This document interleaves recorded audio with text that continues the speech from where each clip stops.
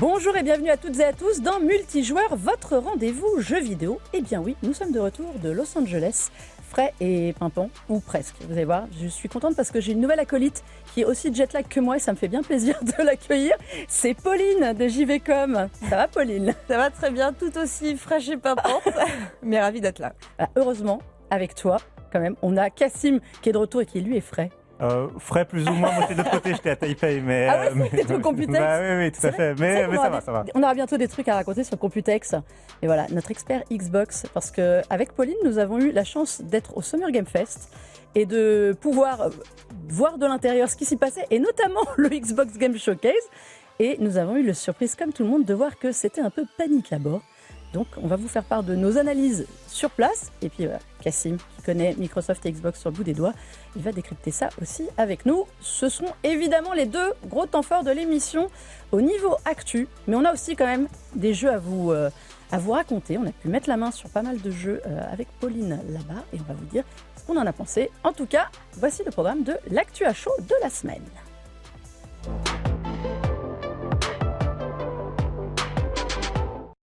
Alors oui, on a une petite semaine de retard, on est un peu en décalé parce qu'il fallait qu'on se remette de tout ça. Mais nous étions à Los Angeles pour profiter du Summer Game Fest, conférence organisée par Geoff Keighley, qui a ouvert le bal des grosses conférences de la semaine. Je dis ça bien. Pauline, c'était ta première. C'était ma première, donc bon, je vais être très subjective. Pour moi, l'engouement était assez palpable et d'autant plus que Geoff Keighley avait teasé le meilleur Summer Game Fest du siècle. Donc, à voir si on prend ça avec des pincettes avant de regarder. Est-ce que tu l'as pris comme ça, toi? Non, généralement, j'écoute pas trop les teasings pour pas être déçue. Moi, j'ai été plutôt contente de la conférence dans son ensemble. J'ai trouvé qu'elle était plutôt éclectique, qu'elle proposait vraiment des choses pour tout le monde, ce qui n'était pas le cas forcément des années précédentes. Moi, j'en avais un peu ma claque des jeux d'action science-fiction dans l'espace. C'est vrai qu'on a passé ça. Ouais. Et là, cette année, bon, c'était plutôt kung-fu et jeux en Chine, mais j'ai trouvé qu'il y avait pas mal de choses pour les amoureux de jeux narratifs et d'horreur, notamment. C'est vrai que c'était assez, pour toi, assez varié. Alors, vu de loin, est-ce que c'était pareil, Cassim? Toi, qu'est-ce que tu retiens comme jeu? Non, c'est vrai que oui, pareil, c'était un peu la même chose, surtout que les années précédentes, Jeff il nous avait habitués à nous donner surtout des nouvelles de jeux-services avec la saison 15 de tel et tel jeu. Ouais. Là, on avait vraiment plus des jeux solo, premium, je pense que c'est des choses qui nous intéressent plus, nous, autour de la table, là, des jeux consoles et tout ça. Et en jeu que j'ai retenu, moi, c'était plutôt Resident Evil, Veronica, moi que j'attendais, en tout cas, la suite des remakes de Resident Evil. Capcom, ils ont deux branches, on va dire. Ils ont les Resident Evil canoniques, 7, 8, 9. Et ils ont les remakes des Resident Evil. Ils nous ont habitués au remake de Resident Evil 2, 3, puis 4. Et donc, on attendait la suite. Et c'est pas Resident Evil 5, mais presque. C'est Resident Evil V Veronica. Voilà, ils ont un peu joué un peu avec Ils ont feinté. Mais ils ont dit, alors, on a pu discuter avec les producteurs et réalisateurs de Veronica. Et donc, ils ne veulent plus mettre de numéro. Et vous noterez que Requiem, c'est pareil, pas de numéro. Et là, on leur a dit, pourquoi est-ce que vous avez viré? Parce que pour ceux qui l'ont fait il y a très très longtemps, c'était Resident Evil Code Veronica, donc avec Claire Redfield qui est un des personnages iconiques de la saga. Et ils ont viré le code. Ils disent non, parce que maintenant on veut faire des titres simples avec un seul mot. Donc c'est vrai qu'on avait Village, Requiem, maintenant Veronica, il n'y aura plus de numéros. Est-ce que c'est pour dire que chaque épisode est une porte d'entrée susceptible pour les nouveaux joueurs? Écoute, c'est une bonne analyse ça, j'aime bien l'idée. Mais je pense qu'il y a ça, je pense que c'est plus simple aussi. Pour s'en souvenir, parce que finalement, ils ont gardé ceux qui se suivaient en numéro. C'est vrai qu'à partir de Veronica, et ensuite on part sur d'autres branches, sur d'autres personnages. Et donc voilà, ce Veronica, eh bien, moi qui m'a beaucoup plu, en version moderne, modernisée, même si on n'a rien compris du trailer au début, avec cette mamie française et son accent coupé au couteau. Mais elle parle quand même parfaitement anglais, ce qui est d'une fiction. Elle a un anglais formidable. Oui, ça n'arrive à personne en France. Ça t'a plu, toi, ça ou pas? J'ai trouvé ça super en ouverture. Moi, Veronica, c'est un peu le remake que me conseillent tous les grands connaisseurs de Resident Evil. Et moi, j'ai commencé un marathon il n'y a pas si longtemps. Donc, s'il y avait un remake annoncé, je pense que c'était celui-là et j'ai quand même très hâte de le faire, moi. Bon, alors, Cassim, c'était une semi-surprise dans Veronica parce qu'on savait qu'il était dans les tuyaux depuis longtemps. Pourquoi celui-ci, il est si particulier? C'est le dernier. En fait, s'il est si particulier, c'est parce que c'est le dernier de la saga originelle, on va dire. À l'origine, Resident Evil 1, 2, 3 sur PlayStation 1, c'était des jeux où on contrôlait un personnage à la troisième personne de loin avec des plans fixes. C'était vraiment un gameplay un peu dans son époque. Et Code Veronica, c'est celui qui ferme ce cycle-là Cet arc-là. avant le Resident Evil 4 qui va redéfinir le jeu d'action avec Léon en mode super agent secret, super baraque. Là, on est encore au contrôle d'un personnage qui est un peu entraîné aux armes à feu. On n'est pas dans Silent Hill non plus, mais qui n'est pas non plus une sorte de super soldat hyper entraîné. Et donc, c'est un peu ce dernier épisode qui clôture cette série. Et donc, forcément, là, avec le remake, on termine la boucle un peu de modernisation des Resident Evil. Peut-être un jour, on aura un remake du tout premier Resident Evil, qui avait été le tout premier à avoir le droit à un remake, mais qui n'avait pas eu le droit au remake dans la version caméra derrière l'épaule, etc. Donc peut-être qu'on y reviendra, mais en tout cas, là, normalement, ils sont à jour, quoi, maintenant, Capcom. Mais alors, ce qui est très drôle, c'est que tout le trailer est en vue à la première personne. Et alors que nous, quand on a discuté avec eux, ils nous ont dit non, le jeu sera à la troisième personne. Donc j'ai pas tout compris. Est-ce qu'ils vont laisser, comme dans Requiem, le choix de ce qui serait assez nouveau, parce que c'est vrai que c'était beaucoup d'épisodes en vue à la troisième personne. Et c'est le seul truc qui m'a fait étonner, c'est que sur le trailer, alors moi j'aime pas la vue à la première personne parce que je suis un peu flippette et j'aime pas ça. J'avais une énorme pensée pour Carole Quinten qui a dû être hystérique, même si je pense qu'elle était tout à fait au courant que ça arrivait, qui est une énorme fan de Resident Evil. Un jeu, toi, Pauline? Un jeu du Summer Game Fest? Ouais. Oh là là. Parce que je sais que t'en as fait un aussi où tu t'es fait peur un peu, qui était un peu stressant, qui moi me stresse à mort. Est-ce qu'on parle d'Alien Isolation 2? Qui avait été teasé avant par Sega disant ça revient. Ouais. Moi, le premier, j'avais autant adoré que je les avais détestés tellement j'avais flippé. Ça m'étonne pas. C'est le genre de jeu un peu comme Outlast où il faut tout le temps rester caché, tout le temps dans la peur en fait. T'es jamais tranquille, jamais serein, toujours très vulnérable.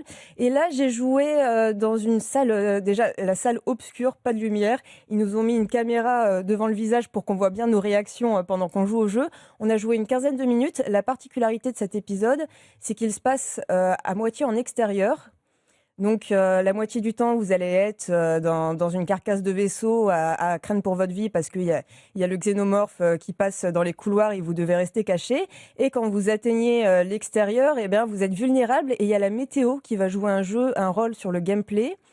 Et par exemple, s'il pleut, eh bien, vous n'allez plus entendre le xénomorphe approcher et ça va créer toutes d'autres sortes de situations très dangereuses. Pour l'instant, je suis restée à l'intérieur du vaisseau. Donc j'ai pas pu sortir. J'ai pas pu sortir. Enfin, j'ai pas vu ce qui se passait à l'extérieur. Donc c'est ni plus ni moins le 1 auquel j'ai joué, mais c'est exceptionnel comme jeu. C'est ta cam, ça, Cassim? Alors, j'ai pas fait le 1 et je crois que je ne toucherai pas au 2. J'aime bien les jeux d'horreur, mais il y a peut-être une limite. Une limite. On parle souvent de ce jeu comme la limite. Hein. Ouais, alors j'avoue que ce qui est terrible, enfin, si tu dois le refaire, le jeu a 10 ans, un peu plus de 10 ans, le premier. 12 ans. Et honnêtement, il se tient encore hyper bien. Visuellement, il était déjà magnifique à l'époque. Il est d'un truc angoissant, parce qu'il ne faut évidemment jamais affronter le xénomorphe, c'est comme dans le film.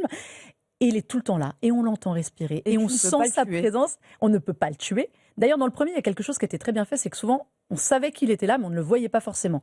J'ai l'impression que dans le deuxième, on va le voir un peu plus, mais le but du jeu, c'est de se barrer et d'essayer de sortir. La perspective de l'extérieur ne me plaît pas du tout, mais je trouve ça pourtant moins angoissant que l'intérieur. C'est vrai, je sais pas trop ce qui nous attend. Et l'autre particularité, c'est qu'il n'y a pas de sauvegarde automatique. On doit aussi trouver les bornes d'appel téléphonique pour sauvegarder, ce qui rajoute une bonne dose de stress. Trop de stress pour moi, ce jeu, c'est clair. Autre jeu de Sega, moi j'ai pu y jouer à celui-là, c'est Strangers and Heaven, qui est un jeu que j'attends beaucoup.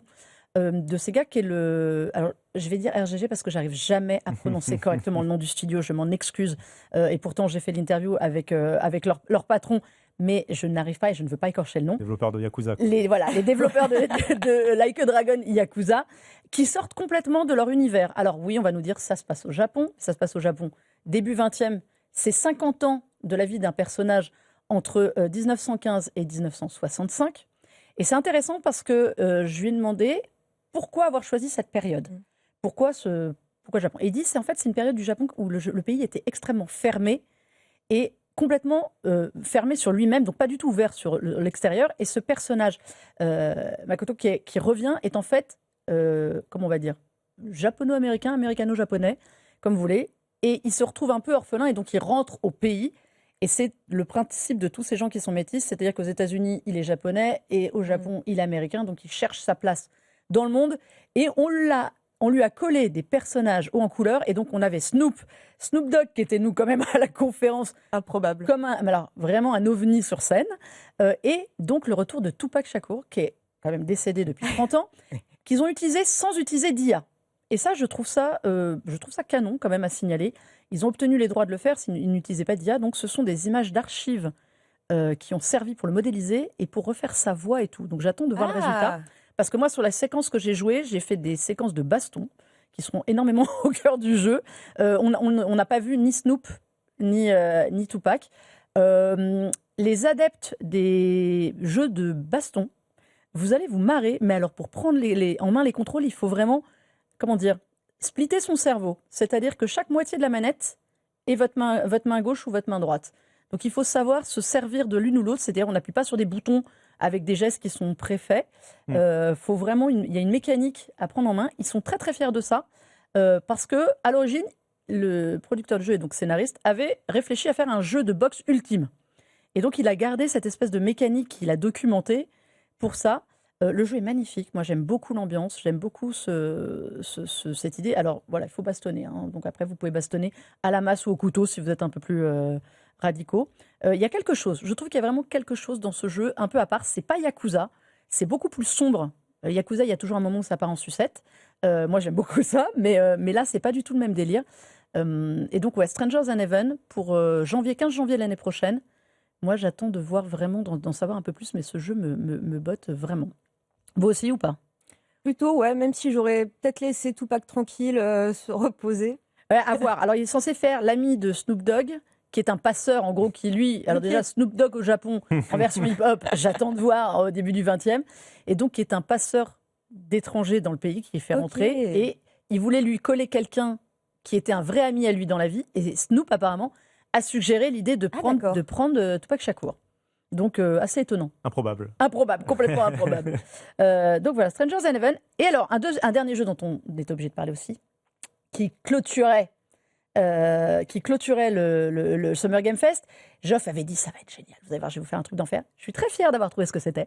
Et c'était Final Fantasy VII Révélation. Alors là, évidemment, dès que Final Fantasy, on prononce le mot, Cassim. Oui. Les yeux brillent. Cassim a les yeux qui brillent. Alors Bah écoute, c'est la clôture de la trilogie qui a quand même commencé il y a une dizaine d'années avec Final Fantasy VII Remake. Et donc, enfin, on a eu Final Fantasy VII Remake, on a eu Final Fantasy VII Rebirth, et donc là, on aura Final Fantasy VII Révélation l'an prochain. Et ce que je trouve fou, c'est à quel point ce jeu synthétise un peu tout de notre époque en termes d'industrie du jeu vidéo, puisque c'est à la fois, bon, déjà, c'est un remake, mais qui n'est pas totalement un remake, qui se veut aussi être une sorte de nouvel épisode dans la franchise, en tout cas de ramener aussi les nouveaux joueurs. Et surtout, 3 jeux sur 10 ans pour un AAA. Avec autant de budget, autant de développement, etc. C'est très ambitieux et ils sont en train de le tenir. Et comment ils le tiennent? Ils le tiennent en réussissant à garder la même équipe de développement. C'est quelque chose comme 90% des développeurs sur ce Final Fantasy VII Révélation étaient déjà sur le Final Fantasy VII Remake et que ils gardent les mêmes assets, ils gardent le même moteur et ils gardent les mêmes équipes de développement qui ont l'habitude de travailler ensemble. Et donc ça déroule et ça permet de faire 3 jeux ambitieux en l'espace de 10 ans.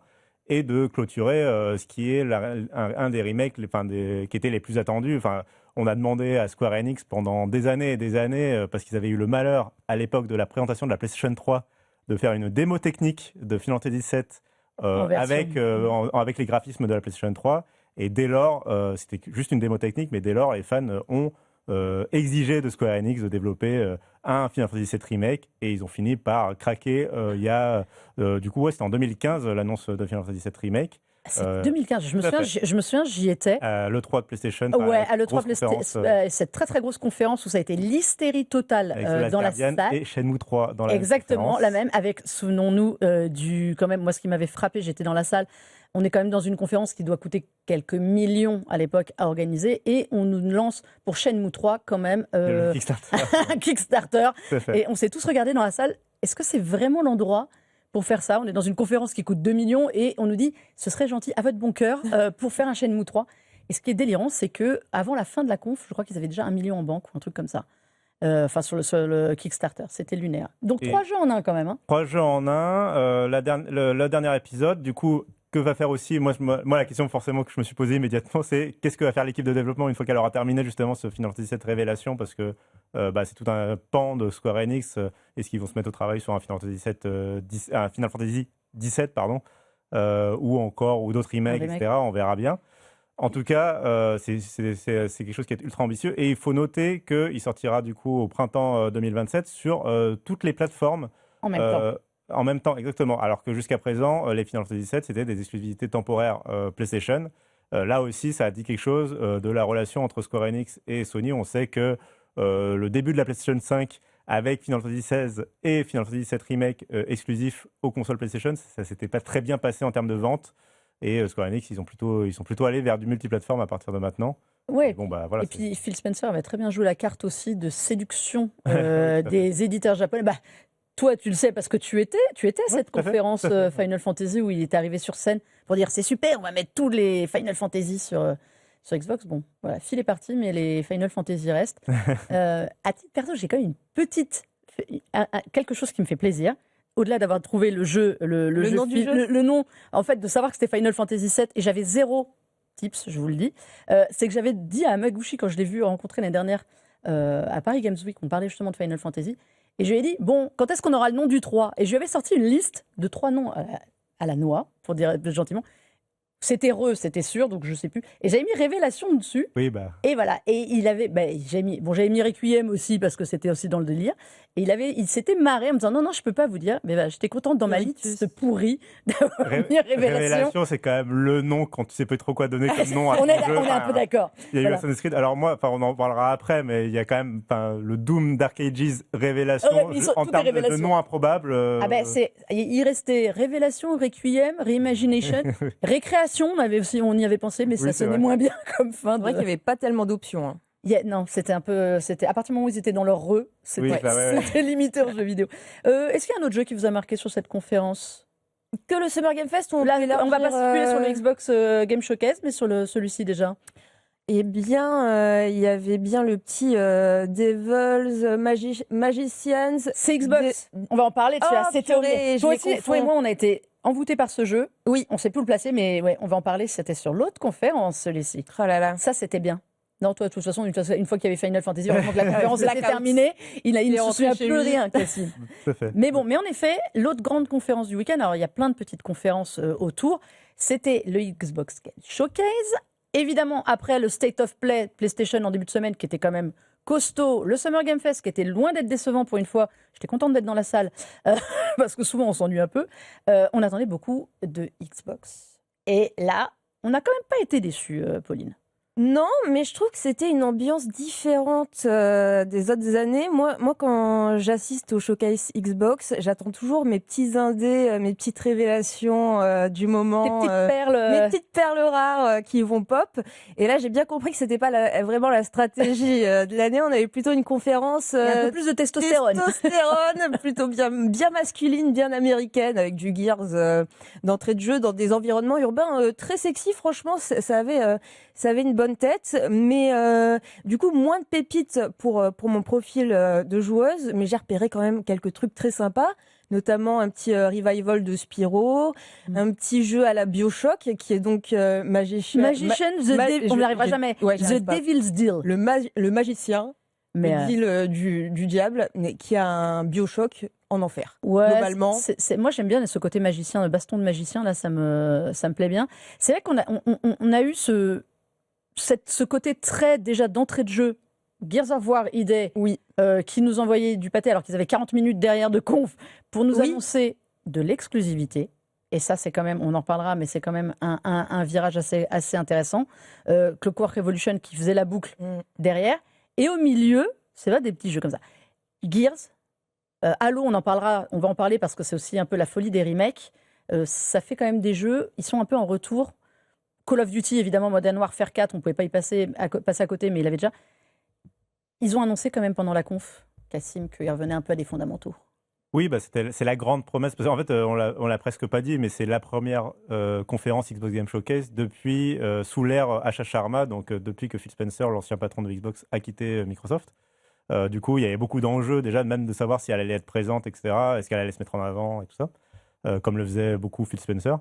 Et donc la nouvelle présidente, elle avait promis un reboot et un retour aux sources pour Xbox. Et c'est toujours difficile un peu de savoir ce genre de conférence, comme elle est arrivée en fonction qu'il y a finalement très peu de temps à l'échelle d'une entreprise comme ça. C'est toujours un peu difficile de savoir à quel point cette conférence, elle avait été déjà dessinée, on va dire, par Phil Spencer, ou à quel point elle en a vraiment décidé de chaque jeu, chaque présente de chaque bande d'annonce. Alors, pour te donner un bout de réponse, moi j'ai discuté avec Matt Booty, que j'ai eu en interview. Lui m'a dit ça fait 7 mois qu'on travaille sur cette conférence. Cette conférence a donc été commencée et prévue sous Phil Spencer et Sarah Bond. Donc c'est vrai que elle, qui est arrivée au mois de février, est-ce qu'elle a mis la main tout de suite sur la conférence pour dire on fait le ménage? En fait, je trouve qu'on ne sait pas dans quelle mesure le boxon était prévu d'entrée de jeu chez Xbox ou pas. Ce qui est sûr, c'est qu'en tout cas, la conférence qu'on nous a présentée s'aligne avec sa promesse d'un retour aux sources et en gros un trip nostalgique. On a quand même eu dans la même conférence, effectivement, Gears, Halo, Fable et des franchises, alors qui autrefois étaient plutôt multiplateformes, mais qui quand même sont très joueurs américains, adolescents, masculins. On l'entendait dans la salle. Hein. On l'entendait dans la salle, ils étaient quand même assez hystériques. Avec du Call of Duty, avec Doom, du sang partout. Du sang partout, beaucoup de violence, beaucoup de jeux violents, soit FPS, soit à la troisième personne. Effectivement de pépites indé, alors que le Xbox de Phil Spencer, c'était plutôt un Xbox qui se voulait très divers, très sur tout type d'expérience de jeu. Là, on revient vraiment aux sources, jusqu'à cette publicité pour une Xbox édition 25 ans, avec vraiment littéralement la chambre d'un adolescent des années 2000, pour vous dire, regardez, vous vous souvenez à l'époque comment c'était trop bien. Et donc oui, voilà, un Xbox qui revient à une forme de violence et à une forme de clientèle masculine. C'est aussi quelque chose qui s'inscrit culturellement en ce moment dans l'ère des États-Unis, on va dire, à l'ère de Donald Trump. C'est un Microsoft qui essaye de revenir à un ADN très américain. Voilà. Ouais, c'est ça. Alors, tu parles des chambres. Nous, on a vu le FanFest avec Pauline là-bas. Ils avaient mis en fait en bas pour le FanFest, ils avaient recréé des chambres par époque. Pour mettre en avant des jeux récents ou des anciennes consoles. Et c'était ces chambres d'ado. Ils sont vraiment repartis. Et ils l'ont annoncé, c'est le retour aux sources. Heureusement, il n'y avait pas que de la testostérone toutes les 3 minutes, ce qui était bien. Nous avons vu Fable. C'est vrai. Et nous avons même eu un aperçu un peu plus poussé de Fable. Oui. Est-ce qu'on attend Fable alors encore plus, Pauline? On attend énormément Fable, même s'il n'y a pas de VF. Bien sûr, ça c'est le gros drama. Gros débat chez Xbox depuis quelques mois, la VF et la localisation. Nous avons ce sujet sur la localisation avec Cassim depuis des années, des problèmes de localisation dans les textes et désormais dans les voix chez Xbox. Et pour autant, on n'a pas vu la quête principale, on a vu le jeu dans le jeu, comme ils aiment bien l'appeler, vraiment le côté simulation de vie dans le jeu. Donc on débarque vraiment à cheval dans une... C'est un peu les Sims quand même, dans Fable. Luxuriante, ouais quand même, en un peu plus sympa. Les Sims ont créé le personnage et au bout d'une minute, on quitte déjà le jeu. Là quand même, on va pouvoir draguer, se marier, faire des enfants, acheter n'importe quel commerce en cliquant sur la devanture d'une maison. On va pouvoir faire tellement de choses. Virer les gens de chez eux pour prendre leur maison, n'oublie pas. Oui, aussi. Mais attention à la réputation, donc, qui peut changer d'une personne à l'autre et d'un endroit à l'autre. Et à la fin de la démo, il s'était bien amusé à vraiment tirer sur tout le monde et à fuir l'endroit où on était. Et il paraît que à certains endroits, ils peuvent apprécier qu'on soit un peu criminel, à d'autres non. Et vraiment, il va falloir faire attention à ce système de relations. Nous avons sauvé un porc qui parlait aussi, sachez-le. Non, on a vu vraiment, c'est vrai qu'ils nous ont pas du tout montré l'histoire principale, donc dans Albion, de ce personnage. Et là, on est parti vraiment dans un délire total d'une expérience à côté qui, à mon avis, va nous prendre un temps de malade, qui consiste à vraiment s'arrêter dans un village et faire ce qu'on veut. C'est-à-dire que les 1000 PNJ vraiment indépendants qu'on nous a promis, là on en a quand même vu une partie où tu t'arrêtes, tu leur parles, si tu as envie de leur pourrir la vie, tu leur pourris la vie, si tu as envie d'avoir des interactions avec, donc en effet on est allé draguer la vendeuse de je ne sais quel magasin. Qui était assez exigeante. Qui était hyper exigeante dans le profil de ce qu'elle voulait qu'on soit, donc derrière il faut remplir les cases pour madame, pour après la demander en mariage et la planter 2 minutes plus tard. Et donc là, évidemment, elle nous en veut. Les gens nous en veulent parce qu'on n'a pas été sympa. Donc après, on a tiré sur des gens avec des arcs et des flèches parce que pourquoi pas, et on s'est barré parce qu'on avait une réputation pourrie. Voilà tout ce que vous pourrez faire dans Et Fable. le jeu promet d'être très drôle avec un humour british. On Vraiment l'a sympa. senti, ouais.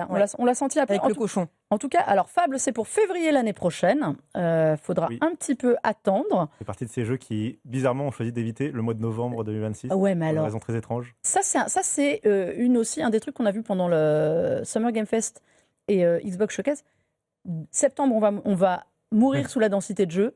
Et à partir de janvier l'année prochaine et février, un peu mars, ça commence quand même à se remplir dangereusement. Parce qu'en novembre, il y a GTA 6 qui sort. Juste pour voilà, rappeler, juste au cas où, pour ceux qui l'auraient oublié. Et quand même, Barbie Rewind. Et Barbie qui a décidé d'être dans cette fenêtre de ça. Barbie Rewind qui a décidé d'y aller frontalement, parce que voilà, il n'y a que Barbie qui peut lutter contre GTA. Il y a aussi quelque chose qu'on note depuis très longtemps, depuis quelques mois, la folie des remakes. Donc, on en a parlé là un petit peu, Resident Evil qui revenait. On a vu Halo, ça on le savait, là qui revient. Alors moi, j'ai pu jouer à Halo, donc j'avais joué au premier il y a 20 ans, trop longtemps. J'ai rejoué à l'autre avec un plaisir non dissimulé, je dois avouer, parce que j'aime beaucoup les ajouts qui ont été faits sur ce Halo que j'ai trouvé, par rapport à mon souvenir, beaucoup plus fluide. On peut piquer les véhicules, ça j'adore, je peux rouler sur les ennemis et ça m'a fait bien plaisir ou tirer. Et je trouve qu'ils ont été très très malins. C'est le studio c'est donc maintenant Halo, Halo Studio maintenant et plus 343 Industries là. Ils ont été très malins dans leur approche, c'est-à-dire qu'on reste vraiment dans le jeu d'origine qui est évidemment plus beau parce que c'est un remake, mais avec des nouvelles armes. Alors moi j'ai pas fait les Halo après, j'avoue, vraiment par petits morceaux. Donc il y a des ajouts, des armes. Ceux qui ont joué au Halo suivant, vous reconnaîtrez des armes, vous reconnaîtrez 2-3 choses. Mais ils ont gardé vraiment, je trouve, la philosophie du premier, en tout cas le souvenir que j'en avais, avec des petits ajouts de sprint. On peut sprinter, et ça c'est quand même pas négligeable. Et les véhicules qu'on peut voler, auxquels on peut monter et partir. Je trouvais ça très bien. Vraie tendance remake. Est-ce qu'on en a marre des remakes ou pas, Pauline ? Moi, je suis un peu de la jeune génération qui n'a pas toujours connu les jeux originaux. Donc, je suis très contente d'avoir des remakes à chaque fois. Pour moi, c'est excellent. J'ai découvert Silent Hill 2 avec le remake, par exemple. Donc, à partir du moment où ils sont bien faits, généreux et avec beaucoup de passion, ça me régale, moi. J'avoue, je vais être un peu du même avis, parce que moi, par exemple, dans ceux que j'ai pas fait, il y a le Zelda Ocarina of Time qui a aussi été annoncé lors d'une avec une demi-image. Avec une demi-image, tout à fait, et qui sera peut-être un de ces jeux qui oseront peut-être la concurrence avec GTA 6. D'ailleurs, moi, je mise un peu sur une sortie en novembre. Ah ouais. Excellent. Mais en tout cas, donc Ocarina of Time, jeu légendaire de la Nintendo 64, jeu qui est toujours à ce jour le jeu le mieux noté de l'histoire du jeu vidéo sur Metacritic. Il est top 1. Et donc, il a eu le droit à l'annonce d'un remake à ce Nintendo Direct. Effectivement, des remakes, il y en a beaucoup. Je trouve qu'on est revenu d'une époque où les remakes étaient un peu paresseux. Maintenant, Capcom et Square Enix ont quand même vachement montré la bonne façon de faire du remake, notamment avec la série Resident Evil. Et effectivement, Silent Hill était très réussi. Halo, il s'annonce quand même plutôt bien fait. On a eu aussi pas mal de petites tentatives. Je pense au Crash Bandicoot et au Spyro. On a parlé très rapidement de l'annonce du nouveau Spyro, mais avant ça, il y avait eu des remakes. Tout ça, moi, je l'accueille plutôt de façon bienveillante parce qu'effectivement, on a de toute façon plein de jeux qui sortent. On a plein de jeux indépendants, on a plein de jeux à gros budget qui sont nouveaux. Faut pas résumer ça à il n'y a plus que des remakes. C'est faux, il y a quand même aussi des nouveaux jeux. Donc, moi, tant qu'il y a à la fois les nouveaux jeux pour les gens qui ont déjà connu les originaux et en même temps, il y a les remakes pour faire découvrir justement ces légendes du jeu vidéo à tout un nouveau panel de joueurs. Moi, je trouve ça plutôt positif. Au contraire, le jeu vidéo, malheureusement, c'est un art qui vieillit du fait de la technique. Les consoles, surtout. On n'a plus forcément les consoles pour jouer. Alors, à une époque, Xbox faisait quand même de la rétrocompatibilité et ramener ses vieux jeux, c'était cool, mais ils ont un peu perdu le mojo là-dessus. Puis alors, du côté de Nintendo et PlayStation, n'en parlons même pas, voilà. Il vaut mieux racheter les jeux à 70 balles. On a vu Rayman aussi, mais surtout, en parlant de remake, nous avons vu Tomb Raider, le retour de Lara Croft, le Legacy of Atlantis, qui faisait son retour. Celui-là... écoute, nous on y a joué, on va te raconter ça, mais on a aussi rencontré Alix Wilton Regan, qui est la nouvelle Lara Croft. C'est un sacré personnage, vous allez voir, et en plus, en français dans le texte, parce qu'elle parle, c'est une anglaise avec un anglais, avec un français impeccable. Écoutez-la. C'est un personnage qui parle autant aux hommes qu'aux femmes, aux joueurs de jeux vidéo, à l'audience qui regarde les films, qui vont regarder la série de télé, patati patata. Premièrement, on est tous les deux Verseau. Je ne sais pas si la caméra voit ça, mais là, moi, je suis Verseau, le 26 janvier. Elle est le 14 février, jour du Saint-Valentin, bien sûr. On est tous les deux anglais. On est tous les deux à peu près la même âge dans Catalyst. Elle a beaucoup de personnalité, moi aussi d'ailleurs.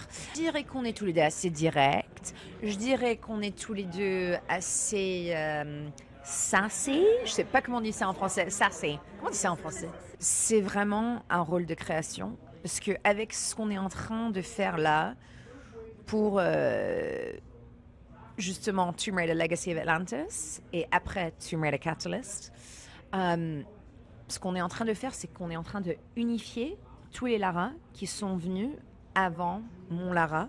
Et après, on entre dans une ère, merci, de classic Lara. C'est ce que je dirais. C'est un nouveau ère de création, mais en retenant vraiment l'essence de Tomb Raider et de tout ce qui est venu avant. Elle a confiance dans elle-même. Elle est très intelligente. Elle est très forte. Vraiment, dans sa personnalité, autant que physiquement, dans son corps. Elle est bien dans sa peau. Et je pense que c'est quelque chose pour les femmes tout autour du monde. On regarde ça et ça nous inspire d'être un petit peu plus nous-mêmes, je dirais. Voilà, Alix Wilton-Regan qui nous fait Lara Croft. Et alors, elle est vraiment Lara Croft. Je vous jure que quand on l'entend parler avec l'image de Lara Croft derrière, ce que je dis, mais en fait, vous êtes blonde, elle est brune, mais on voit pas, c'est les mêmes mimiques. Vraiment, c'est elle. Alors, elle a fait la voix en anglais, pas du tout en français. Et elle a fait la performance capture. Oui, c'est ce que je lui ai dit. Mais je pense que la doubleuse française va pas du tout m'aimer si je dis ça, mais elle aurait pu. Tu as joué avec moi. Qu'est-ce que tu en as pensé? Parce que toi, c'était ta première sur Tomb Raider. C'était... Sur le premier, t'avais pas fait le premier. Moi, j'avais joué au premier, mais j'étais très petite et je restais tout le temps à l'intérieur du manoir avec le majordome. Je passais mon temps à l'enfermer, bien sûr, comme tout le monde. Et je passais pas les autres niveaux parce que j'étais un peu trop nulle.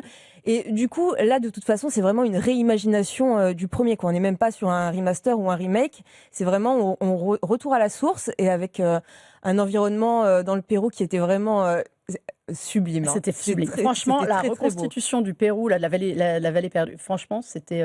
Moi, j'ai pris un vrai plaisir à y jouer. C'est un jeu d'aventure, d'action-aventure... Comme on attend avec ces énigmes. Enfin, j'ai vraiment son temps. Ouais. On prend le temps de d'analyser le décor, de trouver les ouvertures, le parcours. Moi, j'adore ça dans les Tomb Raider. Beaucoup de puzzles environnementaux dans notre session de jeu et on découvre déjà une Lara vraiment très charismatique, très sassy comme elle dit dans les interviews. C'est vraiment ça. Avec le petit sourire en coin. Elle a l'air très très cool cette Lara. Ouais, moi j'ai beaucoup aimé.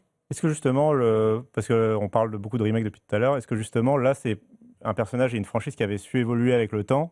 Comme là, on revient à un remake du premier épisode, est-ce qu'on ne fait pas un peu machine arrière sur des évolutions du personnage par rapport à la Tomb Raider qu'on a connue plus tard, enfin avec le... Alors, pour ceux qui ont fait les reboots, ouais, par exemple, je trouve qu'elle est... Enfin, après, on n'a pas vu, on a joué quoi? 1 heure 45 minutes? Ouais. 1 heure. Physiquement, tu as un personnage qui est très proche de la Lara des reboots et il y a une espèce de cohérence et c'est là où elle a raison. Ils sont en train d'essayer d'unifier... Crystal Dynamics qui est là derrière et l'autre studio dont j'ai oublié le nom qui travaille avec eux, je m'en excuse, à la demande d'Amazon, ils ont soigné cette cohérence déjà visuelle du personnage et c'est vrai que quand on voit les images de Catalyst derrière c'est crédible que ce soit le même personnage et moi j'ai trouvé là c'est moins dark que le reboot, la trilogie Reboot et Shadow et Rise of the Tomb Raider derrière, mais il y a quelque chose de cohérent et c'est vraiment dans l'esprit du premier, le souvenir que moi j'ai il y a 30 ans en plus beau évidemment, mais je trouve ça cohérent, il n'y a pas de retour en arrière et surtout dans le gameplay c'est extrêmement agréable à jouer, nous ce qu'on a vu, alors évidemment le jeu sort qu'au mois de février, peut-être qu'il y aura encore du peaufinage sur le reste, mais en tout cas là déjà on retrouve le T-Rex, il y a vraiment les codes de Tomb Raider du premier en version 2026, 2027. Moi, c'est ça que j'ai beaucoup aimé. Puis toujours avec ses moves très classe, le ralenti, les doubles pistolets. Le petit ralenti pour faire les sauts. Avec beaucoup de classe. Non, il y a quelque chose de très prometteur. Je voudrais qu'on parle aussi d'un autre jeu et qui va nous servir de transition. C'est le boxon. Donc nous, on a vécu une conférence Xbox très sympa avec Pauline, tout l'environnement, parce qu'on était à l'événement Xbox organisé, on a eu tous nos rendez-vous derrière, tout allait pour le mieux dans le meilleur des mondes, et là, patatac, on rentre, et 4 jours après, c'est un boxon sans nom chez Xbox. Honnêtement, il y a un jeu qu'on avait beaucoup aimé dans la présentation, parce que moi j'adore la saga Hellblade, c'était Senua, et on apprend hier que donc Ninja Theory ferait partie des studios sous une menace certaine de ce fameux Xbox Reset annoncé la semaine dernière, et qu'il fallait donc prendre au pied de la lettre, Cassim. C'est un vrai reset. Qu'est-ce qui se passe chez Xbox? Explique-nous comment, en une semaine, on a switché total. Alors, il se passe que le Xbox Game Showcase a le malheur d'être en juin, qui est le mois de l'E3, mais en fait, le mois de juin, c'est aussi le dernier mois de l'année fiscale de Microsoft. En fait, il faut le savoir, c'est contrairement à beaucoup d'entreprises qui reset en mars, ils finissent ils finissent l'année fiscale fin juin, et donc fin juin, chaque année, vous pouvez regarder les actualités, chaque année, depuis longtemps, il y a une grosse réorganisation chez Microsoft qui se traduit par beaucoup de licenciements, des divisions, Windows qui devient copain avec Surface, Office qui passe d'une division à une autre, etc. Et ben chez Xbox, ça fait plusieurs années que c'est l'occasion à chaque fois de retravailler les équipes, et ça passe notamment par des fermetures de studios. Et là, on a appris que seraient sur la sellette 3 studios. On le dit pour le moment, c'est à l'état de rumeur. C'est-à-dire, c'est pas Xbox qui a encore officialisé quoi que ce soit, ni Microsoft. C'est à l'état de rumeur, mais sur le nom des studios, le devenir des studios. Oui, tout à fait. En fait, les salariés ont commencé déjà à être un peu prévenus du danger potentiel sur leur emploi, et c'est des sujets qui sont sortis dans des médias quand même de référence comme Bloomberg. Donc c'est assez sérieux. Jason Schreier en général. Voilà. C'est pas la rumeur, c'est pas juste un compte Twitter premium qui a lancé ça dans le vide, on va dire, c'est un peu sourcé, mais effectivement, c'est pas acté du tout la fermeture de ces studios, puisque visiblement Microsoft, en gros, a 2 trajectoires devant eux, soit fermeture du studio, soit potentiellement revente du studio, ou studio qui arriverait à se racheter, à devenir indépendant. C'était ce qui était arrivé, souvenez-vous, à Toys for Bob, qui était un studio qui appartenait à Activision Blizzard, qui s'était fait racheter par Microsoft, qui était le développeur de Crash Bandicoot et de Spyro. Et ils avaient réussi à acheter leur indépendance et devenir indépendants. Et là, on les a vus d'ailleurs au développement du nouveau Spyro. Et c'est drôle parce que nous, on a parlé avec Toys for Bob, justement, quand on a vu Spyro. Et donc, ils nous ont expliqué que eux, c'est encore plus malin. Ils ont profité du rachat d'Activision par Microsoft pour demander leur liberté. C'est-à-dire qu'ils n'ont pas attendu, parce que je pense que c'est tout à fait le profil du studio qui peut faire les frais de ça. Eux, ils ont été malins. Et une fois qu'on leur a dit « Ok, c'est bon, vous êtes libre », ils ont dit « Mais on vous propose de vous offrir notre prochain jeu et on voudrait que ce soit un Spyro ». Franchement, les mecs, stratégiquement, ils ont bien joué. C'est une histoire qui finit bien. D'ailleurs, le trailer de Spyro a extrêmement bien marché pendant le Xbox Game Showcase. Donc, c'est ça, c'est un soin. Est-ce que c'est pas ce qu'il devrait faire Ninja Theory, dont on a vu quand même le prochain jeu? Ça, c'est quand même extraordinaire. Du coup, la présence effectivement de Senua à ce Xbox Game Showcase, d'après les dernières informations qu'on a, c'était justement l'idée de regarder ce studio, ce sur quoi ils sont en train de travailler. Si vous êtes investisseur, par exemple un investisseur saoudien au hasard, si vous êtes un studio, un éditeur chinois ou quoi que ce soit, et que vous avez envie d'investir dans un nouveau studio, regardez Ninja Theory, ils sont au travail sur Senua. Ça va être un retour aux sources de la licence, avec beaucoup plus d'actions. Ça va probablement beaucoup mieux se vendre qu'un Hellblade 2. Donc faites-nous confiance et rachetez notre studio. Visiblement, sa présence dans le Xbox Game Showcase n'était pas faite pour les joueurs, mais plutôt pour les investisseurs potentiels.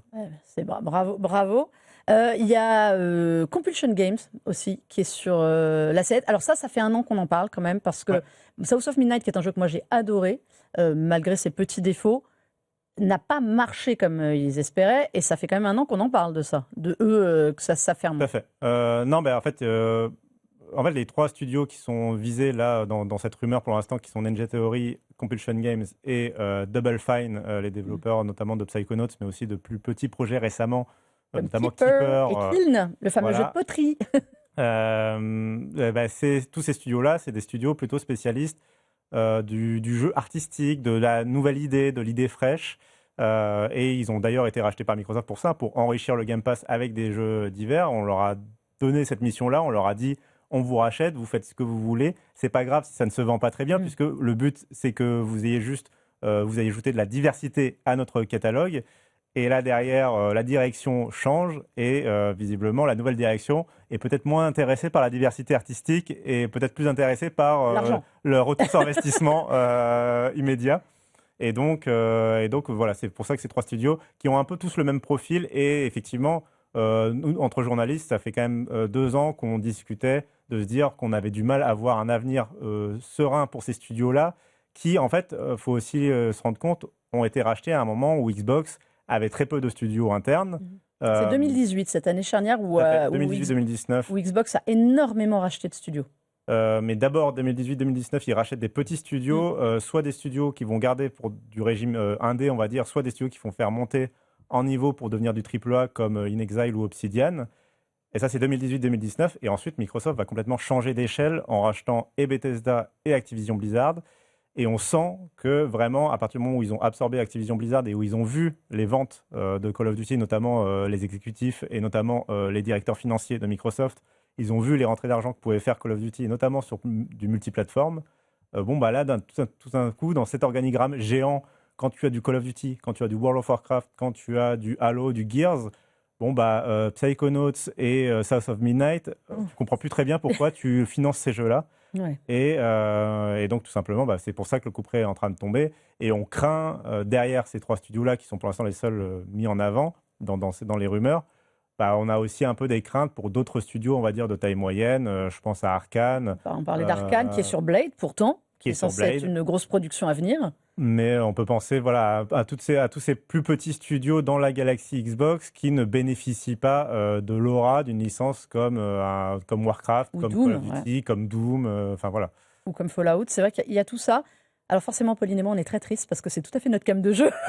Carrément. plus que les Doom, plus que les... Alors Fallout, j'aime beaucoup, donc... Non, mais je crois qu'elle est terminée, l'ère où on aura un petit Pentiment sur le Xbox Game Pass. Mais justement, quid du Game Pass? Parce que c'était quand même aussi... il y avait aussi ce fameux label ID at Xbox. ID at Xbox, il en prend quand même un coup, on entend nettement moins parler. Je n'ai pas de souvenir, là, Est-ce qu'on a vu dans cette conférence des jeux estampillés ID at Xbox ou pas? Alors, peut-être ton Bad Magpie. Le Bad Magpie, ouais. C'est un ID Xbox, comme le jeu de secte Join Us. J'attends Join Us. Si vous avez un jeu à surveiller, c'est un jeu de secte où vous devez... C'est un peu Cult of the Lamb, mais avec des humains. Un mélange entre Cult of the Lamb et Far Cry 5. Ouais, exactement. C'est exactement ça. C'est-à-dire que vous devez être en coop, ça va être très drôle. J'ai tellement hâte de ce jeu, s'il voit le jour, parce qu'on ne sait jamais. Mais oui, Bad Magpie, oui. Il fait complètement... un petit ovni, finalement. Finalement, il est un peu ovni à côté de Gears. Bon, allez, on en met un petit pour faire plaisir. C'est littéralement dans la veine d'un Untitled Goose Game. On est une petite pie et on veut être copine avec la lune ou je sais plus, un astre... Et donc, on va essayer de lui voler, de voler pour elle plein de petits objets, brillants, d'objets sympas et de faire plein de bêtises dans l'environnement. C'est très mignon. Mais ça va plus du tout dans la ligne de ce qu'on est en train de se raconter. Mais est-ce que, Cassim, c'est pas un peu plus que, comment dire, la patte Asha Sharma, qui est finalement de quelque chose d'extrêmement logique de faire du pognon et de rentabiliser la division? Parce que même Satya Nadella a dit, maintenant, on va arrêter de... Oui. C'est un des 5 piliers, le gaming, mais j'ai l'impression qu'il est un peu en train de passer, à l'arrière. Est-ce que c'est pas l'enterrement, ce Xbox Showcase et ce qui suit, de l'ère Phil Spencer, réellement? Parce que c'était des jeux Xbox Game Pass. Il y a des choses qui ne verront jamais le jour sur le Game Pass, si on s'en tient à des jeux qui doivent être rentables. Totalement. Et quid du Game Pass d'ailleurs? Non, mais totalement. Elle est en train de. On l'avait un peu vu venir avec toutes les déclarations qu'elle a faites à travers des interviews où globalement le mot d'ordre depuis plusieurs mois c'était Phil Spencer n'a fait que des bêtises. Moi je suis là pour sauver Xbox et moi je vais écouter les joueurs, contrairement à Phil Spencer qui évidemment n'écoutait pas du tout les joueurs, comme chacun sait. Évidemment. Elle ne fait que ça. Et elle ne fait que ça. C'est peut-être un peu trop, si je peux me permettre, et on l'a vu au FanFest où on distribue les consoles à la fin à ceux qui sont venus. C'est super. Mais je pense qu'entre les exclusivités sur des... Alors, sauf Clockwork Revolution qui est un peu à part, mais sur Gears, les messages passés, elle écoute quand même les fans hardcore. Oui. On sait aussi qu'ils ne sont pas hyper nombreux. Oui, et qui sont pas forcément la vision de ce qu'il faudrait faire pour une console de jeu à succès non plus. C'est pas forcément toujours... Faut pas forcément toujours écouter les plus vocaux, on va dire. Mais oui, en tout cas, ce qui est sûr, c'est qu'elle est en train de détricoter pas mal des acquis, on va dire, de l'ère Phil Spencer.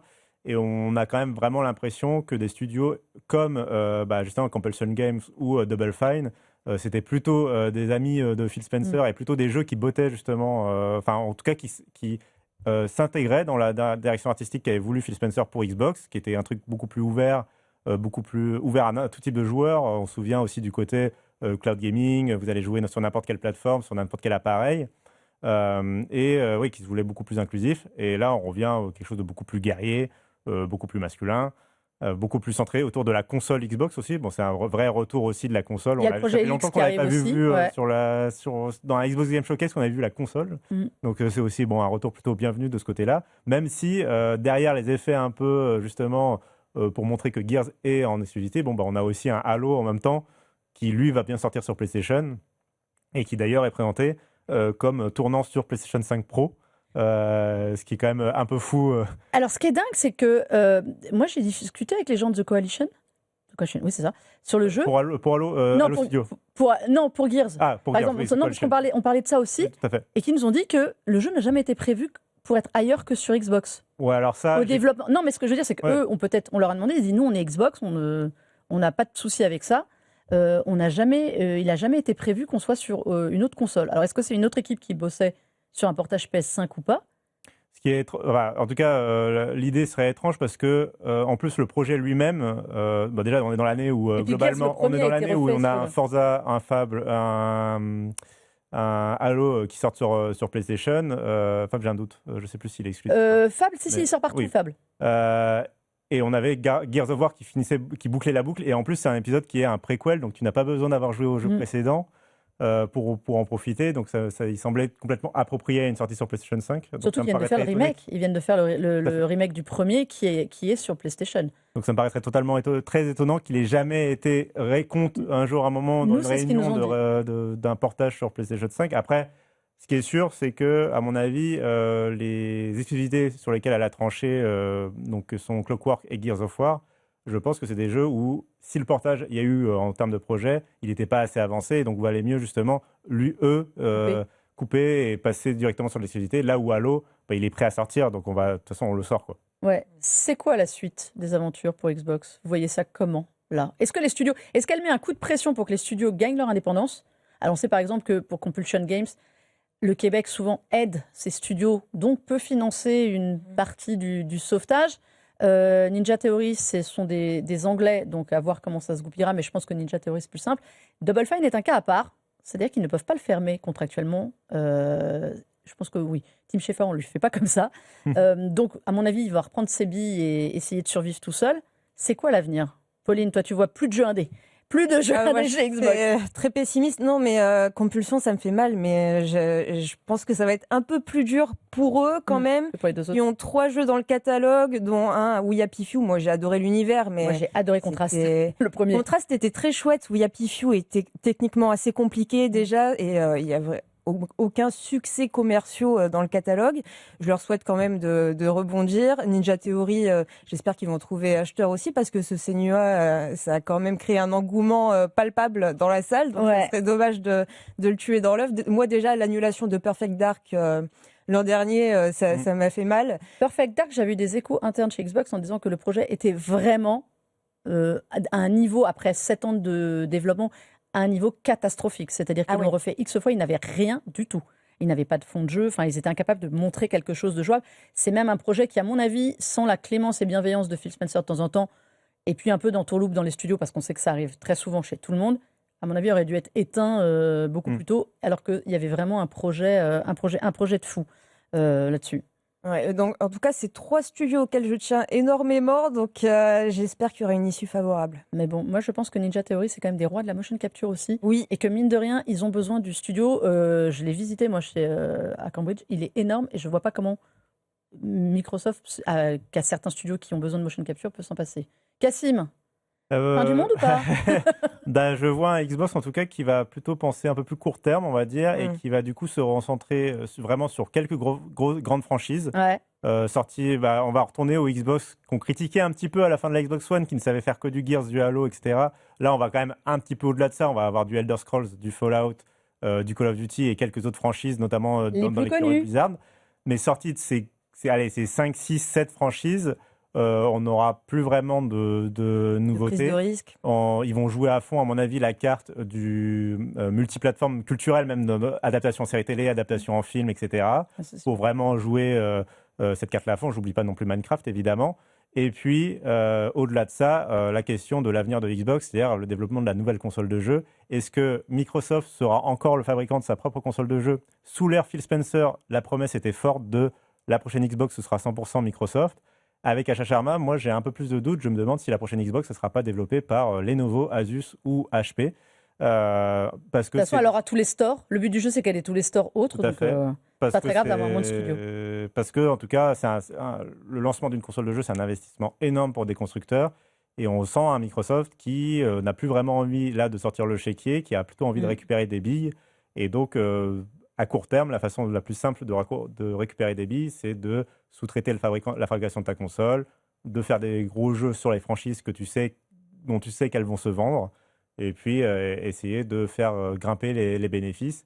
Et le Game Pass, j'avoue que moi, j'ai du mal à y voir un grand avenir pour cet abonnement. Et je vois bien quand même un recul des promesses du Game Pass, par exemple le Day One, etc. Ah bah ça, c'est sûr. Le prix a baissé pour le Ultimate pour faire venir du monde, mais je crois plus en un Game Pass famille, comme on dit, avec une offre réduite. Et je pense qu'ils vont le retransformer en quelque chose de plus proche de ce qu'est le PlayStation Plus Extra aujourd'hui, c'est-à-dire un abonnement qui te permet de jouer en ligne et qui te permet d'avoir accès à un back catalogue un peu généreux, mais plus vraiment de nouveautés et plus vraiment la ligne édito. On a parlé beaucoup d'ID Xbox, il y a aussi la branche publishing de Xbox qui, pareil, ne donne plus vraiment de signe de vie. Il y a peut-être le jeu encore de Hideo Kojima qui va survivre. C'est vrai qu'on l'attend, le Audi. C'est vrai qu'on n'a pas eu de signe de vie là. On verra bien. Ouais, mais elle va pas aller le voir. Je ne pense pas que Asha, malgré toute sa volonté, aille voir Kojima, lui dise « T'es gentil avec ton jeu vieux, mais j'en veux pas ». Voilà. C'était Gears of Asha X-Day, on va dire ça comme ça. Mais oui, on verra dans les prochains... à mon avis, les prochaines semaines, ça va très vite. On va très très vite savoir. On va se prendre 2 minutes, on est complètement à bourre, pour faire les à quoi on joue, parce qu'on a 2 jeux très très sympas. Et ils vont avoir 1 minute chacun pour nous les pitcher. Allez, à quoi on joue ?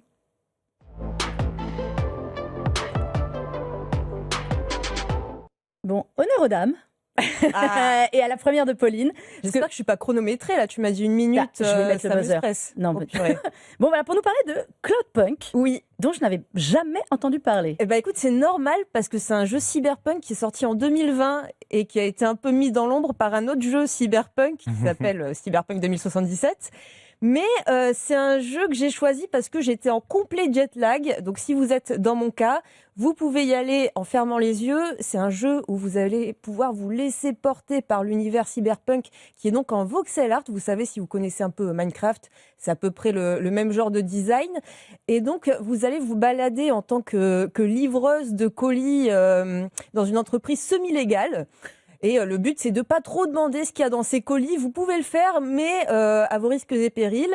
Et c'est surtout un jeu narratif d'exploration dans lequel vous allez vous laisser porter par une bande-son un peu synthwave qu'on retrouve un peu dans les Blade Runner. D'ailleurs, c'est l'une des inspirations principales. Et vous avez toute cette ville qui est un peu gargantuesque. Il y a vraiment une impression de grandeur quand vous vous baladez, surtout si vous le faites sur PC avec un écran ultra-wide. C'est très sympa. Et c'est vraiment un jeu atmosphérique à faire un dimanche quand on n'a pas envie d'activer nos neurones. J'adore la DA. Moi je suis dès que c'est un peu cyber comme ça. Et puis il y a des niveaux sur le sol, c'est-à-dire que vous faites vos livraisons de colis, vous marchez, il y a vraiment c'est en deux temps. Tu ne fais pas que voler. Et il y a une superbe verticalité dans le jeu.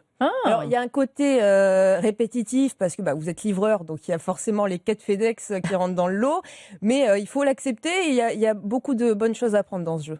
Bon, voilà, c'est Cloudpunk. Moi, ça me tente bien. Changement de DA total et d'environnement. On avait la même reco cette semaine avec Cassim, qui est Crushed in Time.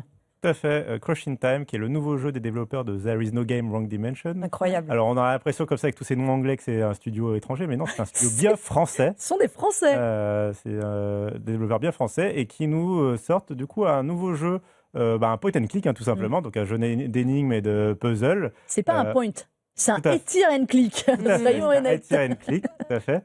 puisque donc c'est complètement un jeu qui est dans la veine de la grande époque des jeux LucasArts, et notamment de Day of Tentacle, dont je suis un très grand fan. Donc là, vraiment, je me suis senti quand même à la maison, et qui réinvente effectivement le genre du point and click ou du puzzle à travers une seule interaction. Il n'y a qu'une seule façon d'interagir avec ce jeu, c'est de prendre sa souris, enfin de prendre le curseur et de tirer. Et avec ça, on va pouvoir faire plein de choses. On va pouvoir pousser des personnages, on va pouvoir pousser des objets du décor, on va pouvoir interagir, même leur mettre des claques de temps en temps. Et tout ça pour faire avancer l'environnement et donc résoudre certaines énigmes. Et surtout, au-delà de ça, et de ce petit jeu, enfin du coup qui est très accessible, je trouve. Il y a quand même 2-3 énigmes qui sont costauds. Oui, mais disons que ça ne te demande pas des réflexes particuliers ou voilà. Donc c'est très. Il faut effectivement avoir l'intellect. Moi, je me sens très. On peut facilement se sentir bête devant ce jeu. Ouais. C'est en tout cas. Vous êtes entre Sherlock Holmes et Watson, et le docteur Watson, voilà, qui doivent enquêter. Mais une version un peu réécrite de Sherlock et de Watson. Justement, je voulais parler rapidement de l'écriture du jeu. Un jeu qui, comme le précédent There Is No Game, va jouer à fond la carte de l'humour et la carte du méta, puisque dans ce jeu, on va voyager dans le temps. Mais la façon dont le jeu va nous faire voyager dans le temps, c'est qu'on va voyager dans les versions du jeu, du premier prototype jusqu'au présent, jusqu'au remaster dans l'avenir. Et on va pouvoir voyager entre les époques des versions du jeu pour essayer de corriger un bug qui visiblement handicape le lancement du jeu dans l'univers. Donc il y a vraiment beaucoup d'humour. J'ai pas encore tout à fait terminé, mais je trouve le jeu très drôle et surtout très accessible. Et j'ai hâte qu'il sorte. Il est sorti un peu sur toutes les plateformes, mais il n'est pas que sur PC là. Il va arriver sur toutes les plateformes. Et il va sortir notamment, il me semble, sur plateforme mobile. Il est fait pour point and click. Et voilà, il est fait pour la tablette. Et j'ai hâte justement de le voir arriver sur toutes les plateformes. Et je pense que les gens devraient foncer sur ce jeu. Voilà. Et j'ai une reco pour vous. Moi, je suis très manette et moins clavier-souris. Et j'ai dû retourner au clavier-souris parce que jouer avec la manette, c'est une vraie galère sur ce jeu. Ah ouais, les contrôles pour étirer avec une manette, c'est un enfer. Et le point and click, je l'ai fait sur une ROG. Et en effet, en point and click, c'est royal. On est venu à bout de cette émission. Très très longue parce qu'on avait beaucoup de choses à vous raconter. Et puis l'actualité nous a rattrapés aussi. Pauline, c'était un plaisir de t'avoir. Partagé. Voilà. On peut te retrouver en vidéo et à l'écrit sur JVcom. Exactement. Avec tous tes petits camarades qu'on embrasse. Repose-toi bien. Merci. Toi aussi, Mélinda. On va essayer, ça va être dur. Cassim, on te retrouve sur Frandroid aussi. Tout à fait. Oui, pour traiter toute l'actualité de Xbox justement et de voir un peu l'avenir de ces consoles de jeu. Voilà, la boule de cristal sur Frandroid de Cassim. Et puis nous, écoutez, vous pouvez retrouver l'émission en multidiffusion sur la chaîne Tech & Co, en replay sur la chaîne YouTube BFM Tech, sur la plateforme RMC BFM Play et évidemment sur le site BFM Tech et en podcast partout. Voilà, on espère vous avoir donné quelques idées de jeux, en tout cas ceux qu'il faudra attendre dans les prochains mois. Et on se dit à très vite. On a encore des émissions, c'est pas encore les vacances, donc rendez-vous la semaine prochaine. Jouez bien.